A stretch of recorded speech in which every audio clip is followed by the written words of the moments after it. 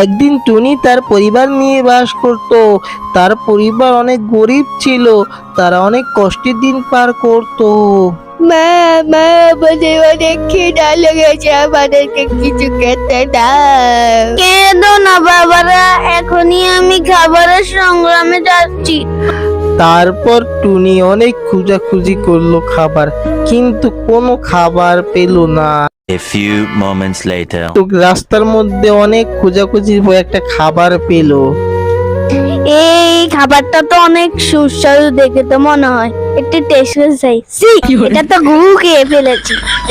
তারপর টুনি অনেক দূর হাঁটতে থাকে, হাঁটতে হাঁটতে একটি গাছ দেখতে পায়।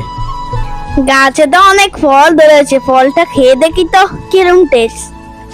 ফল একটি ছিঁড়ে দেখে ওই ফল স্বর্ণ হয়ে গেছে। এই ফল তো দেখি স্বর্ণ গাছ, ছিঁড়া মাত্রই স্বর্ণ হয়ে গেল। এই সবগুলো আমি ছিঁড়ে ব্রাইট নিয়ে আমি কোটিপতি হয়ে যাব। তারপর তাদের পরিবার আবার সচল হয়ে যায়।